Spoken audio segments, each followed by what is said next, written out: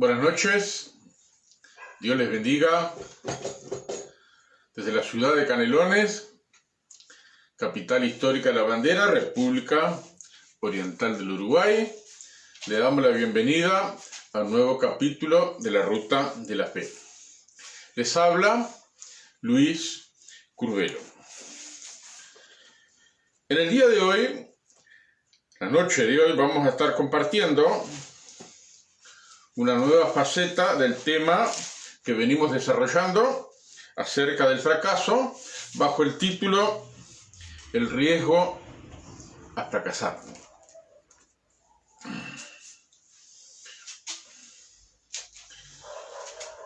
En agosto, septiembre del 2017, mi hija, que trabaja en un centro de salud, me llevó a consultar a un cirujano.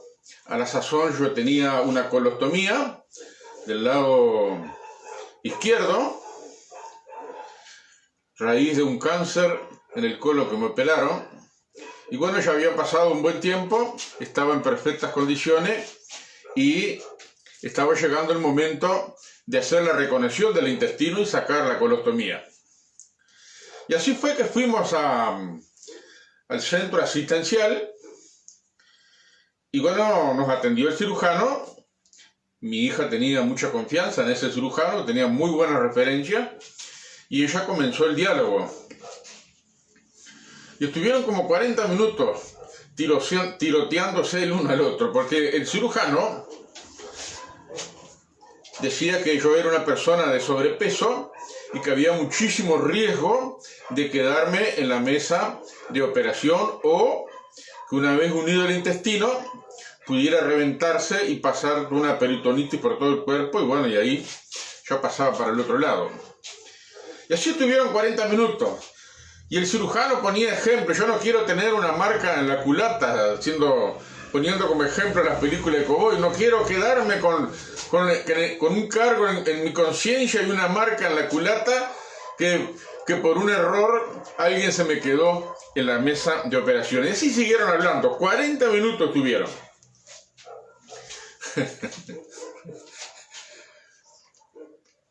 Llegó un momento que el cirujano dejó de hablar con mi hija y entonces me encara y me hace una pregunta. Bueno, vamos a ver qué dice el paciente. Imagínense, después de 40 minutos de que estaban tiroteándose el uno al otro, yo venía cansado porque había madrugado, había tomado un ómnibus, estaba bastante cansado. Y sentado en todo ese tiempo mirando como hablaban uno y el otro, estaba medio dormido, medio bombado. Entonces cuando el cirujano me hace esa pregunta, bueno, a ver qué dice el paciente, en ese momento, sin pensar, me salió solo. Les repito que estaba medio dormido. Sin pensar le dije así: el que no arriesga no gana. El que arriesga puede ganar o puede perder. Pero el que rehúsa arriesgar pierde siempre porque no desarrolla el potencial que Dios ha dado a cada uno. Cuando le contesté así, el cirujano estaba así, las manos se quedó así. Bueno, vamos a operar entonces. Y así fue como me operaron. Cuando llegó el día de la operación, que me operaron en febrero del 2018, mientras estaban en los preparativos en la sala de operaciones, pasó el cirujano y bueno, lo llamé y le dije, bueno, no me acuerdo cómo se llamaba, le dije: doctor, estamos en un gran riesgo, pero aquí estoy asumiendo el riesgo, así que dele tranquilo y sin problema. Y me operaron, y bueno, gracias a Dios todo salió bien. Una operación que estaba programada para 5 horas, en 2 horas y media, gracias a Dios se solucionó. Y bueno, y aquí estoy bastante bien, sin molestias, sin secuela de la operación. El que no arriesga no gana. En la sociedad médica donde estoy afiliado aquí en la ciudad de Canelones, no me quisieron operar porque era paciente de alto riesgo. Ahora, cuando hablamos del fracaso, una experiencia que es común a todos los seres humanos, solo que algunos tienen el valor de expresarlo públicamente y otros no tienen tanto valor, entonces lo esconden y aparenta como que nunca fracasan.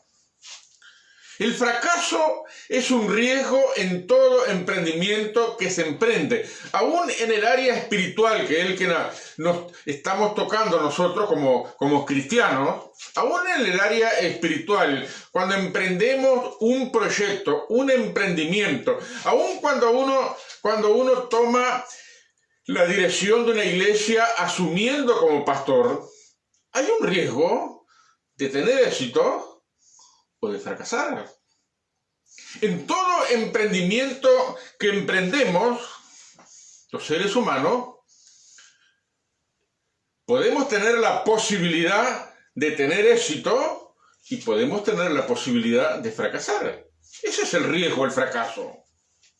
No es que nos programamos para fracasar, no señor, sino que como no sabemos qué va a pasar en el próximo minuto, nosotros con esperanza, con anhelo, con el ansia de progresar, con expectativa, nos arrojamos, nos desafiamos en un proyecto que por ahí pues sale bien o a veces sale mal.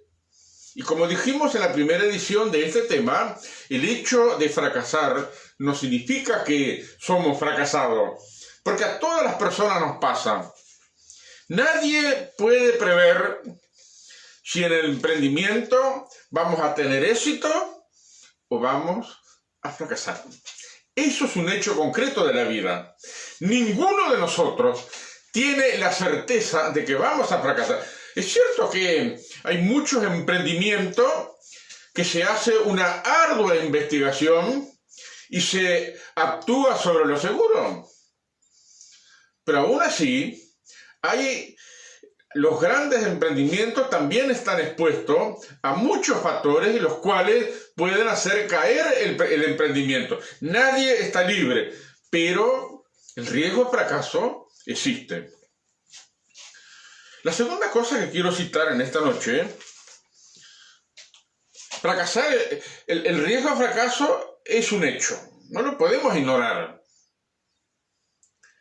Pero la segunda cosa es que el miedo al fracaso paraliza los esfuerzos.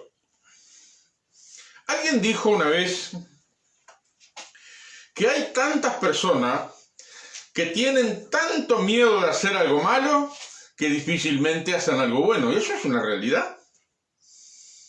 Si en el área moral y en el área espiritual hay personas que tienen tanto miedo de hacer algo mal que difícilmente es algo bueno, y es un hecho, también sucede en los emprendimientos, y en todas las clases de emprendimientos, y aún en los emprendimientos espirituales. El miedo paraliza los esfuerzos. El miedo es una emoción universal, resultado de la caída del ser humano en desobediencia hacia Dios. El libro de Génesis nos cuenta en sus primeras páginas que cuando el ser humano desobedeció una prohibición de parte de Dios, una prohibición que estaba sujeto a su decisión, de comer aquel árbol de la ciencia del bien y del mal. El día que comiera de ese árbol iba a morir. Junto con ese otro árbol, como he citado en algún momento, había otro árbol, el árbol de la vida. Ese podía comer todo lo que quisiera. Dios no le dijo ni siquiera que comiera o que no comiera. Pero el ser humano, Adán y Eva, no comió de ese árbol, comió del otro. Ejerció su derecho, su facultad de elegir.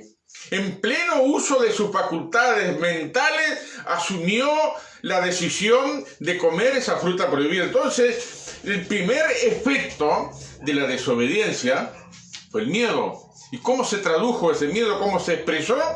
Cuando sintieron, cuando oyeron que Dios venía en camino, se escondieron. Eso es lo que hace el miedo. Y cuando una persona quiere progresar, quiere salir adelante, quiere hacer un emprendimiento, quiere salir de la rutina, quiere aventurarse en un logro mayor que el que tiene en el momento, el miedo golpea nuestra puerta. El miedo al fracaso, el miedo a perder, el miedo a si me va a doler, el miedo al qué dirá la gente. Eso es tremendo. El miedo es el primer efecto de la caída. Lo tenemos metido adentro. Todas las personas tenemos que lidiar con nuestros miedos. ¿Saben el soldado que va a la guerra? ¿Usted cree que el soldado es elegido porque no tiene miedo? Al contrario, tiene miedo. Cuando las balas zumban sobre su cabeza, cuando las bombas explotan, cuando ve los cuerpos despedazados por las bombas, cuando ve las cabezas que quedan hechas bolsa de un balazo, el miedo golpea su mente y sus corazones. Pero ha sido adiestrado para tener control de su miedo. Y todas las personas tenemos que lidiar con nuestros miedos, porque el miedo muchas veces nos hace temer al fracaso, al riesgo de fracasar. Pero miren, el miedo es estéril, es improductivo, nos lleva a la tierra de nada y de nadie. Nos estanca, nos entierra, nos hace esconder, como le pasó a Adán y a Eva. Enfrentar la vida exige riesgos.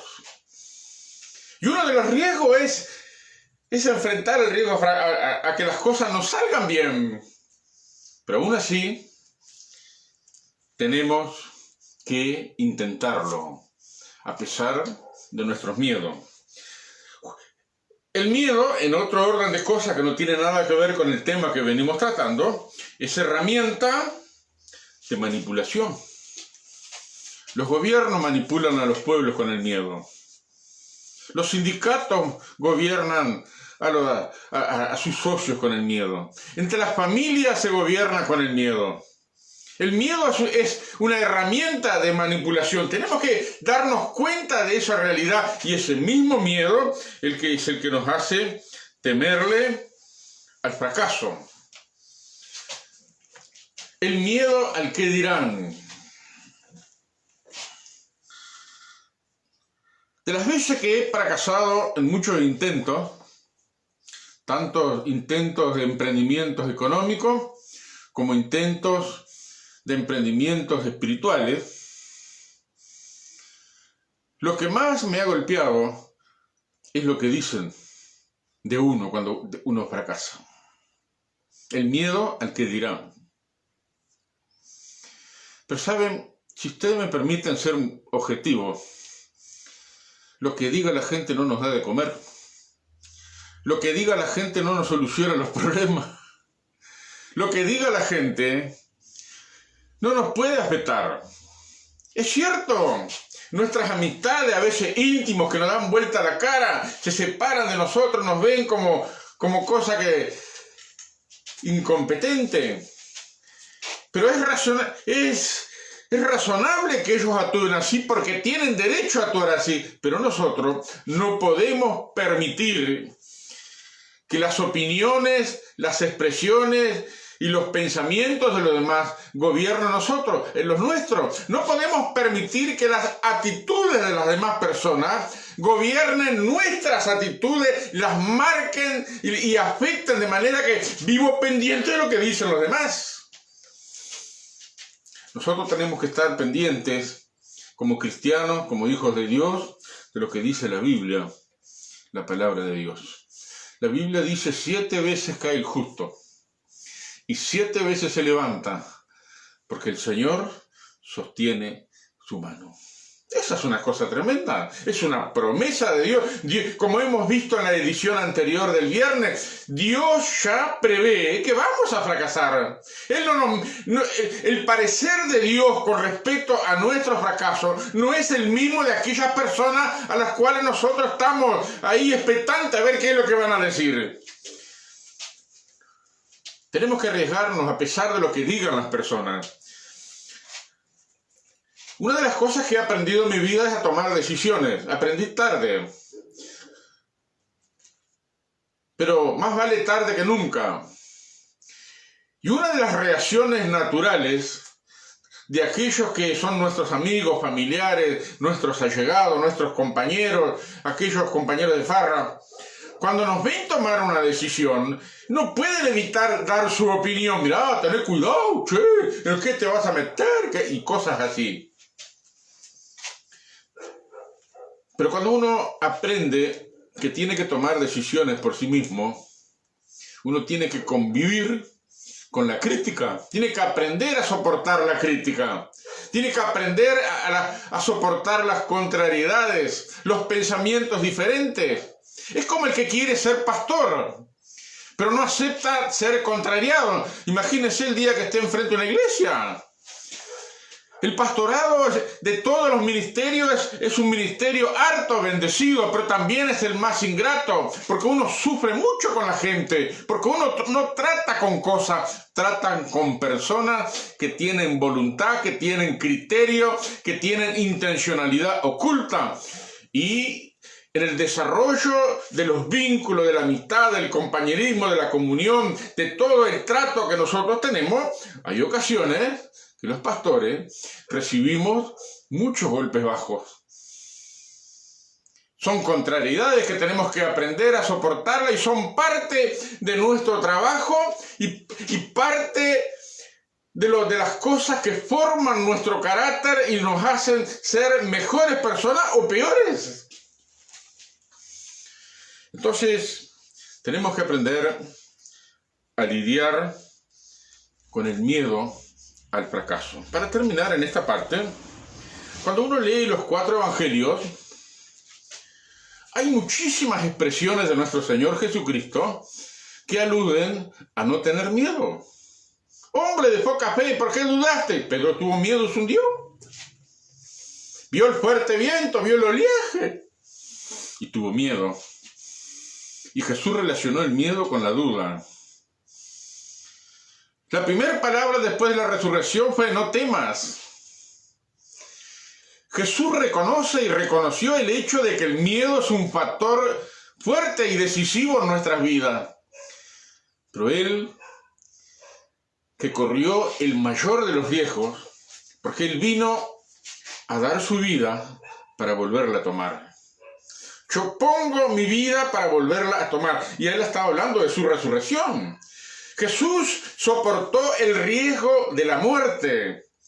El autor a los Hebreos dice, consideren a Jesús, quien sufrió tal contradicción de pecadores contra sí mismo, para que vuestro ánimo no se canse hasta desmayar. Nuestro Señor Jesucristo fue el ejemplo supremo de los riesgos que se corren. Sufrió la cruz, murió. Y allí en la cruz clamaba, Dios mío, ¿por qué me has desamparado? Allí sufriendo los estertores de la muerte, con las espinas clavadas en su cabeza, el lomo curtido a latigazos, las heridas que sangraban, los clavos traspasados en sus manos y sus pies, y todo el peso de su cuerpo apoyándose en esos clavos, en ese dolor de la crucifixión. Jesús estaba pensando en ti y estaba pensando en mí, pero Él estaba corriendo un gran riesgo, el riesgo de sufrir los dolores de la muerte. Y lo hizo por ti y lo hizo por mí. Jesús nunca habló del fracaso, pero sí corrió riesgos en los emprendimientos, en el mayor emprendimiento que Él tuvo, que fue dar su vida por nosotros para reconciliarnos con Dios. Esto es majestuoso, es supremo. Entonces nosotros tenemos que enfrentar nuestro miedo y tomar una decisión en cuanto a nuestros miedos. Tenemos que rendírselo a Dios y, a pesar de que tenemos miedo, emprender esos proyectos de los cuales lo hemos estudiado, lo hemos investigado, lo hemos pensado y hemos llegado a la conclusión de que es lo que debemos hacer como un desafío para nuestras vidas. Y aunque esté el miedo continuamente pisándonos los talones, aún así corramos el riesgo de intentar salir adelante, puesto los ojos en Jesús, el autor y consumador de nuestra fe. Miren, es notable esa expresión de Hebreos capítulo 12, porque dice, puesto los ojos en Jesús, el autor y consumador de la fe, el cual, por el gozo puesto delante de sí. ¿Cuál era el gozo puesto? Con el gozo puesto delante, sufrió la cruz, menospreciando lo propio, menospreciando esa clase de muerte. ¿Saben cuál era el gozo puesto? La cosa que Jesús estaba sufriendo, los dolores, pero tenía el gozo de verte a ti y a mí en su camino, transformados, nacidos de nuevo, llenos del Espíritu Santo, actuando en su nombre, siendo herederos de Dios, herederos de su bendición, herederos de su reino, herederos de su gracia, de su poder transformador que actúa en nuestras vidas. Y ese fue el gozo que tenía Jesús, vernos a nosotros, salir adelante a pesar de nuestros fracasos. Finalmente, actuar a pesar del riesgo al fracaso. Voy a leer en la Biblia, en Santiago capítulo 5, versículo 7, lo que para mí es, de todo lo que conocemos aquí, el mayor ejemplo de persona que corre riesgo. Dice en Santiago capítulo 5, versículo 7, por tanto, hermanos míos, tengan paciencia hasta la venida del Señor. Miren cómo el labrador, el agricultor, el productor, espera el precioso fruto de la tierra, aguardando con paciencia hasta que reciba la lluvia temprana y la tardía. Este es el mayor ejemplo de la persona que corre riesgos, el labrador, el productor. Aquí en nuestro país, lamentablemente, no se aprecia al productor, no se le da el reconocimiento y el respeto que se merece. Hace 2 o 3 años, aquí en nuestro país, en el gobierno de turno, emitió una política que afectaba a las personas del campo. Y entonces las personas del campo, bueno, se juntaron, hicieron una manifestación en repudio y rechazo a esa política social que el gobierno estaba intentando impulsar. Y no me acuerdo quién fue, no sé si fue el sindicato del PCNT o fue alguien que dijo, allá vienen las 4x4. Como si el hecho de tener una camioneta 4x4 lo obligaba a renunciar a sus derechos. Miren, acá en Canelones, yo he visto a productores rurales con su camioneta 4x4 embarrada hasta el techo.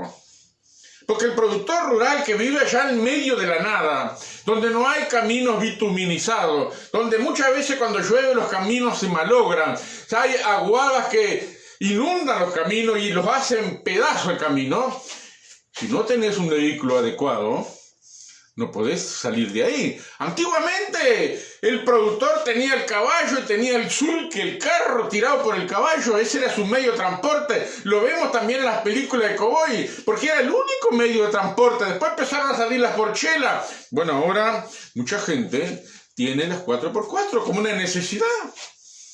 Pero eso no hace honor a la persona, el productor rural, que es el que produce los alimentos. En la ciudad están las fábricas que procesan los alimentos.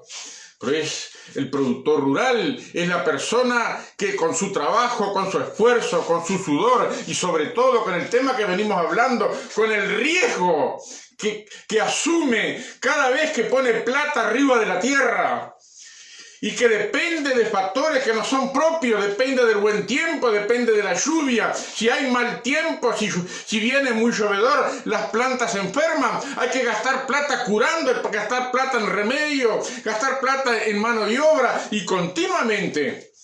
Y si hay un bicho ahí que ataca las plantas, hay que atacar también.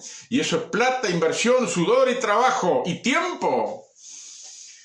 En la iglesia de Canelones, donde pastoreamos, estaba la hermana Juana. La hermana Juana vivía, si mal no recuerdo, 14 kilómetros de la ciudad de Canelones. Y tenía 2 hijas que trabajaban la tierra, eran ganaderas y también trabajaban en la agricultura y tenían también el rubro de la apicultura. Y cada 2 por 3 la hermana Juana nos traía un bollón de miel. La miel más rica que hemos comido en nuestra vida es la de la hermana Juana. Y cuando uno comía esa miel, bueno, uno evoca el trabajo noble de las abejas, porque la abeja, otro bicho que es fundamental en la vida de los campos, porque poliniza las flores y hace posible que lo que uno planta venga. Y muchas veces le hacía preguntas a la hermana, y la hermana me contaba todos los pormenores acerca del trabajo de producir la miel, cuidar las colmenas, las enfermedades de la colmena y los males últimos de nuestro tiempo, las plantaciones de soja, los remedios con los que curaban, envenenaban todo y la abeja se moría. Y podían ver cómo los panales enteros se morían envenenadas las abejas por causa de las curas indiscriminadas.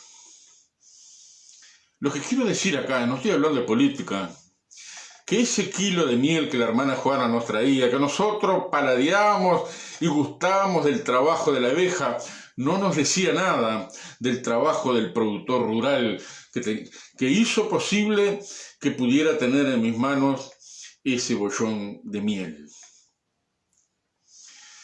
Queridos hermanos uruguayos, tenemos que cambiar un poco la mentalidad con el productor rural. El productor rural no es el enemigo, es el que produce la comida, el que produce la carne, el que produce los huevos, que produce las verduras, que produce la miel y un sinfín de cosas que nosotros gustamos en nuestra mesa. Nosotros vivimos en la ciudad, vamos al puesto, vamos al supermercado, vamos al almacén, compramos sin tener idea de lo que es el productor rural. Miren, cuando recién me casé viví en la colonia Wilson, allá cerca de Libertad. Mi cuñado, en sociedad con el capataz que tenían en el establecimiento, hicieron una plantación. Yo no me acuerdo si era de cebolla, si era de boñato o si era de papa. La cosa fue que hubo una cosecha tremenda, pero coincidentemente el tiempo vino bien para esa cosecha y todo el mundo tenía excedente de muy buena calidad. Cosecharon, juntaron la cosecha, levantaron la cosecha y no se podía vender porque no valía nada y había mucha oferta. Y me tocó ser testigo de acompañarlos a mi cuñado y al capataz para un intermediario, para ofrecerle la cosecha. Y cuando llegamos a la casa del intermediario, el intermediario dijo, no, yo no estoy comprando, no estoy comprando de ninguna manera, no estoy comprando. Pero mi cuñado y el capataz tenían urgencia por vender y así insistieron y al final vendieron la cosecha a un precio menos de lo que realmente valía. Apenas cubrieron con los gastos. Esa es la realidad del productor rural. Que si viene bien, hay cosecha, si hay demanda de cosecha, tiene la cosecha, pero no tiene los billetes. Ese es el riesgo de los productores, del labrador, de todo aquel que produce la comida. Nosotros no nos damos cuenta que son personas que continuamente están corriendo riesgos.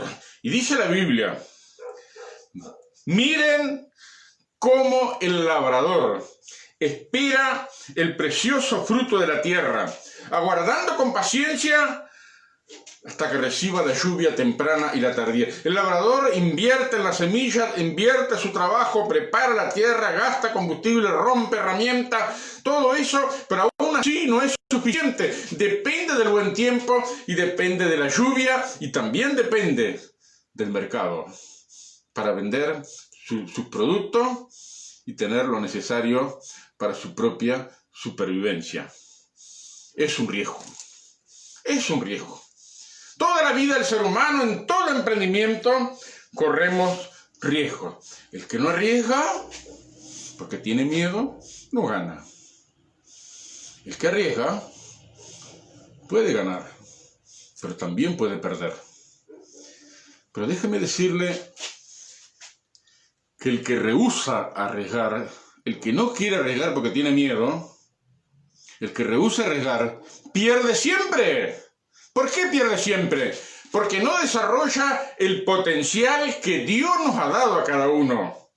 Somos perdedores. Ahí nos volvemos un fracasado. El miedo nos hace estar en fracaso. Nadie sabe si tendrá éxito o fracaso, pero jamás lo sabremos si no lo intentamos.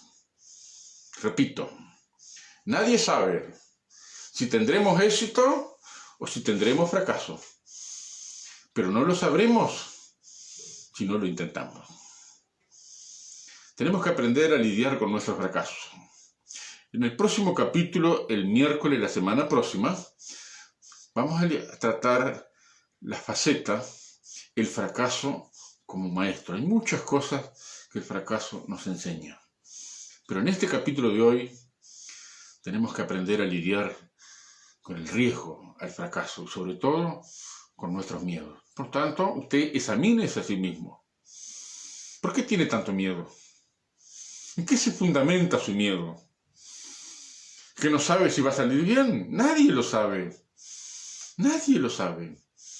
Con mi familia hicimos un emprendimiento, hicimos un salón de fiesta, gastamos un montón de plata, un montón de trabajo. La enfermedad golpeó a nuestra puerta, nos partió al medio. Tuvimos que cambiar de perspectiva, con mucho dolor, porque hubo una inversión muy grande. Pero nosotros hemos aprendido que el fracaso no es el fin del asunto. El fracaso es una piedra en el camino que la tenemos que apartar y seguir siempre hacia adelante, poniendo, como dice la Biblia, los ojos en Jesús, el autor y consumador de nuestra fe, el cual, por el gozo puesto delante de sí, sufrió la cruz menospreciando esa clase de muerte. Considerad aquel que sufrió tal contradicción de pecadores contra sí mismo, para que el ánimo suyo, mi querido hermano y amigo, no se canse hasta desmayar. Que Dios nos visite y haga prosperar nuestras almas. El que no arriesga, no gana. El que arriesga puede ganar y puede perder. Pero el que rehúsa arriesgar, pierde siempre, porque no desarrolla el potencial que Dios nos ha dado a cada uno. Nadie sabe con certeza si tendremos éxito o fracaso. Pero no lo sabremos hasta que no lo intentemos. Que Dios les bendiga. Nos vemos en la próxima edición de la Ruta de la Fe, el próximo miércoles a las 21 horas. Mientras tanto, medite estas cosas y examínese.